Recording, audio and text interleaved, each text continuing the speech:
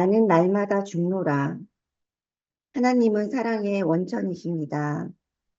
하나님의 사랑이 이 세상으로 흘러오는 것이 바로 은혜입니다. 그러면 왜 은혜라고 합니까?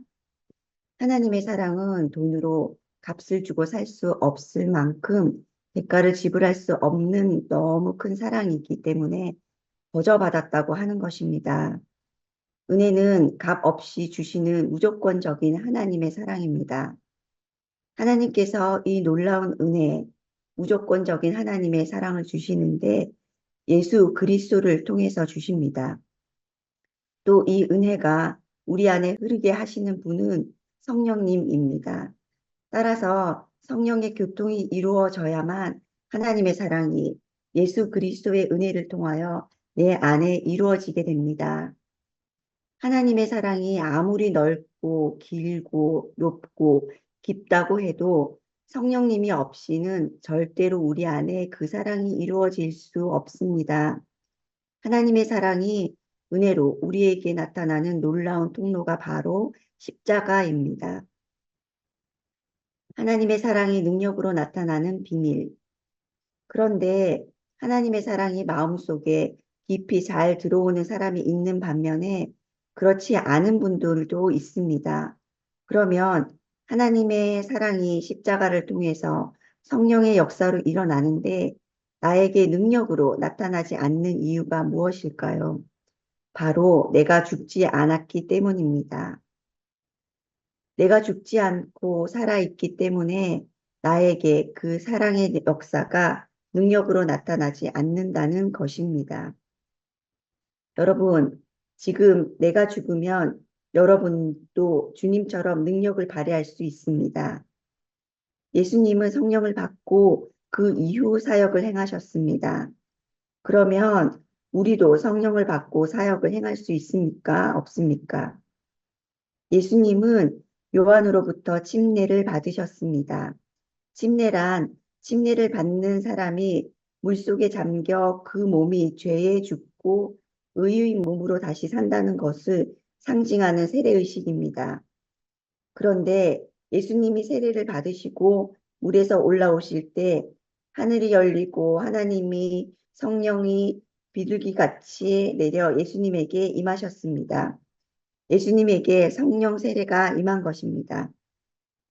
예수님이 물 세례를 받고 성령 세례를 받으실 때 예수님이 어떤 상태이신가 하면 죄가 없는 상태입니다.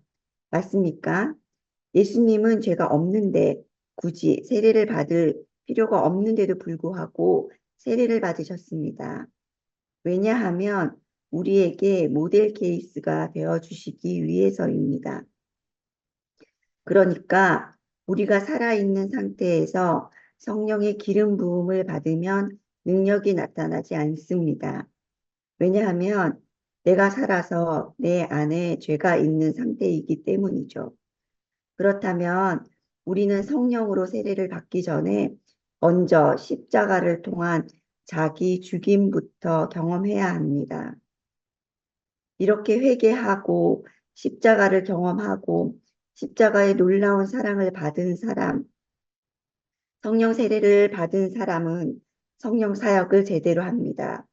그러나 회개도 하지 않고 성령의 기름 부음도 받지 않은 상태인데 기도해서 병을 고치는 사람이 있다면 그 사람은 100% 문제가 있는 것입니다. 죄와 함께 죽는 십자가의 능력. 십자가의 능력은 죄와 싸워서 이기는 것이 아닙니다. 죄와 함께 죽는 것입니다. 로마서 6장을 보면 전부 다 죽는다, 죽으심, 죽음, 죽음, 죽음, 죽음, 죽음, 계속해서 죽음이 나옵니다. 그런즉 우리가 무슨 말을 하리요? 은혜를 더하게 하려고 죄에 거하겠느냐? 그럴 수 없느니라. 죄에 대하여 죽은 우리가 어찌 그 가운데 더 살리요? 무릇 그리스도 예수와 합하여 세례를 받은 우리는 그의 죽으심과 합하여 세례를 받은 줄을 알지 못하느냐. 그러므로 우리가 그의 죽으심과 합하여 세례를 받음으로 그와 함께 장사되었나니 이는 아버지의 영광으로 말미암아 그리스도를 죽은 자 가운데서 살리심과 같이 우리로 또한 새 생명 가운데서 행하게 하려 함이라. 로마서 6장 1절로 4절 말씀. 우리는 예수 그리스도의 죽으심과 합하여 세례를 받음으로 예수님과 함께 죽어 죄에 대하여 죽었습니다. 그리고 예수 그리스도를 죽은 자 가운데서 살리신 것과 같이 우리도 새 생명으로 살아가게 하셨는데, 그것은 하나님의 나라와 영광을 위하여 능력 있게 행하게 하신다는 것입니다. 4절에 새 생명 가운데 행하게 한다는 것은 곧 하나님의 믿음의 역사를 가리킵니다. 너희가 세례로 그리스도와 함께 장사되고 또 죽은 자들 가운데서 그를 일으키신 하나님의 역사를 믿음으로 말미암아 그 안에서 함께 일으키심을 받았느니라. 골로새서 2장 12절 말씀. 하나님의 역사를 믿음으로 일으키는 것은 그리스도와 함께 장사되어야만, 내가 죽어야만 행할 수 있습니다. 우리가 지금까지 성령 세례나 성령의 기름 부으심에 대하여 많이 강조해 왔는데, 내가 그리스도와 함께 못 박혀서 나 자신이 죽어야 한다는 이 말씀에 대해서 너무 소홀했습니다. 만일 우리가 그의 죽으심과 같은 모양으로 연합한 자가 되었으면 또한 그의 부활과 같은 모양으로 연합한 자도 되리라. 우리가 알거니와 우리의 옛사람이 예수와 함께 십자가에 못 박힌 것은 죄의 몸이 죽어 다시는 우리가 죄에게 종노릇하지 아니하려 함이니. 로마서 6장 5절 6절 말씀. 우리가 예수님과 함께 죽었으면 우리도 예수님과 같이 부활의 능력을 갖게 됩니다. 그러면 우리가 예수님과 함께 죽어 죄의 몸이 죽었으면 우리가 다시는 죄에게 종노릇하지 말아야 하는데, 과연 그런가요? 우리가 어떤 죄를 회개하면 다음부터는 그 죄를 또 짓지 말아야 하는데, 과연 그렇습니까? 자꾸 남을 속이고 거짓말하는 죄에 질려 하나님 앞에 다시는 거짓말하지 않게 해달라고 회개하고 돌아서서 다시 거짓말하는 것이 우리입니다. 다른 사람을 씻고 뒷담화하는 이것, 하나님 이거 제발 안 하게 해주세요. 울며 회개하고 기도하지만 잘 안 됩니다. 예쁜 여자가 지나가면 좋아서 보게 되는 이것, 제발 하나님 저 이거 안 하게 하실 수 없습니까? 깨끗하게 해달라고 기도하지만 나도 모르게 다시 그러고 있는 것을 발견하게 됩니다. 혼자만 거룩한 척 하시지 마시기 바랍니다. 제가 나를 주장하지 못하는 자유. 그런데 제가 무엇을 확실하게 느꼈냐 하면, 정확하게 회개를 통해서 그 죄를 다시는 짓지 않을 수 있다는 것입니다. 남을 뒷담화하는 나의 죄와 함께 내가 같이 죽어버리면 다시는 그 일을 안 합니다. 다른 사람을 미워하는 죄, 교만한 죄, 그것과 함께 내가 죽어버리면 앞으로 다른 사람을 미워하는 마음이 생기겠어요? 안 생기겠어요? 안 생깁니다. 진짜로 죽으면 말입니다. 옛날에 저는 다른 사람을 판단하는 것을 너무 재미있게 아주 신랄하게 영성을 동원해 가면서 했습니다.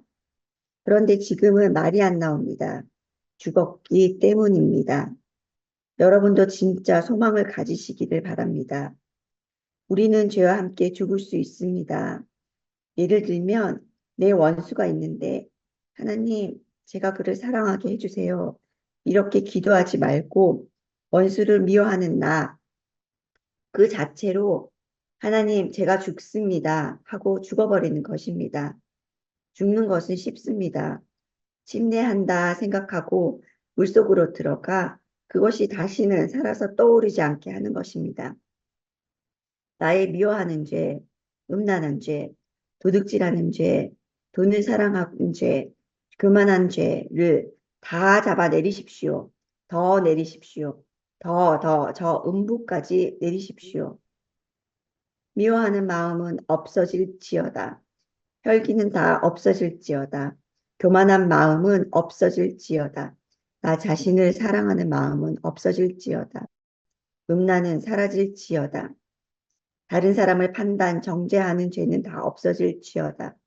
육체의 정욕과 안목의 정욕, 이생의 자랑은 없어질지어다. 이 죄 자체인 내가 오늘 이 죄와 함께 죽었습니다.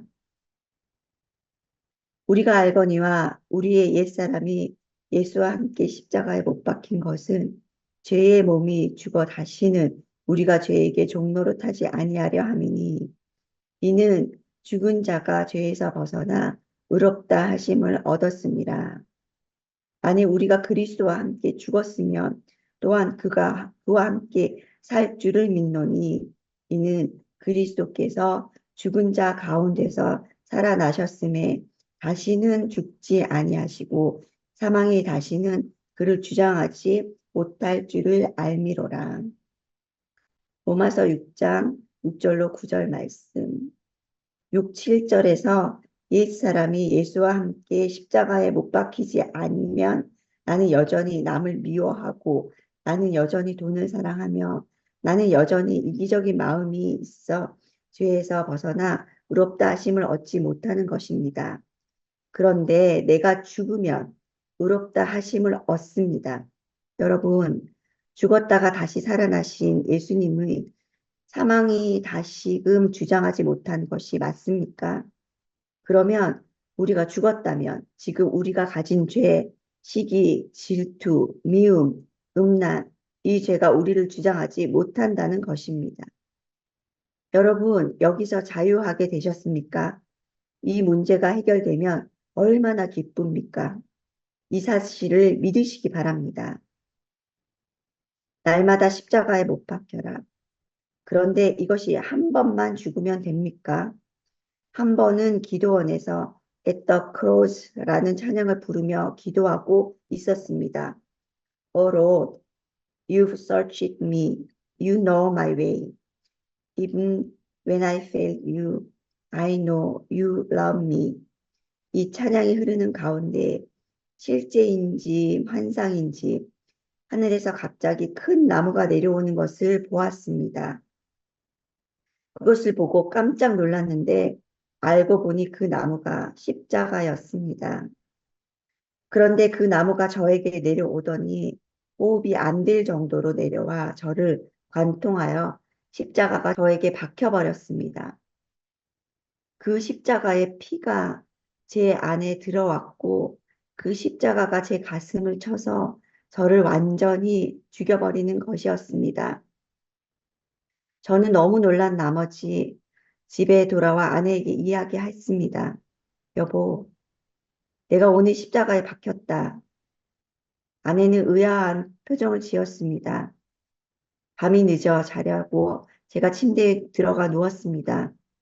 보통 마지막에 방의 불을 끄는 것은 제가 아니고 아내인데 그날은 그래도 은혜를 받고 보니 제가 불을 꺼야겠다는 생각이 들어서 일어나 불을 끈 다음 다시 침대로 들어가는데 갑자기 뭔가가 날아와 저를 정통으로 받아버려서 눈앞에 별들이 번뜩였습니다. 제가 이불에 말린 아내의 다리에 맞은 것인데 저는 정신이 하나도 없어서 비명을 지르는데 아내는 그만 웃음이 터져버렸어요. 너무 놀라운 것은 예전 같으면 제 안에서 혈기가 나왔을 텐데 저 역시 울고 웃으며 아내에게 이렇게 말했습니다. 이 상황에서 웃으면 안 되잖아. 저도 깜짝 놀랐습니다. 그런데 며칠 못 가 나의 본성, 나의 혈기가 다시 살아나는 사건이 생겼습니다. 그러나 바울도 이렇게 고백했습니다. 형제들아, 내가 그리스도 예수 우리 주 안에서 가진 바 너희에 대한 나의 자랑을 두고 단언하노니 나는 날마다 죽노라. 고린도전서 15장 31절 말씀. 그렇습니다.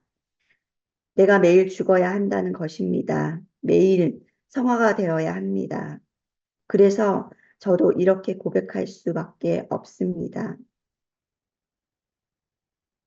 하나님, 하나님의 은혜가 한순간이라도 없으면 저는 짐승과 다름없습니다. 성령으로 인하여 내가 날마다 죽지 않으면 내가 조금이라도 스스로 자긍하고 교만하고 스스로 조금이라도 내가 나라고 나타나기만 하면 하나님의 은혜가 잠시라도 끊어지면 저는 짐승과 다름없습니다. 그래서 오늘도 하나님의 은혜가 필요합니다. 하나님, 오늘도 저를 죽여주십시오. 오늘도 십자가 앞에 겸손히 나아갑니다. 모든 것을 내려놓고 아버지께 조아립니다. 여러분, 우리의 신앙은 절대 일회성이 아닙니다. 신앙은 점진성입니다. 오늘 하루에 평생 먹을 밥을 먹을 수 없습니다. 오늘 먹을 밥은 오늘 먹고 내일 먹을 밥은 내일 먹고 그렇게 평생 먹어야 하듯이 하나님의 은혜도 마찬가지입니다. 숨 쉴 수 있는 공기가 늘 필요한 것처럼 우리에게는 평생에 하나님의 은혜가 필요합니다. 나를 죽여주시고 나의 연약한 부분들을 완전히 바꾸어 주시고 다시는 그 죄가 살아서 올라오지 않도록 내가 죽어버리고 살아나려고 하면 내가 죽어버리고 날마다 내가 죽어 날마다 하나님이 주시는 은혜의 단계로 더 깊이 들어가는 은총이 있게 해달라고 기도하시기 바랍니다. 아멘. 아멘.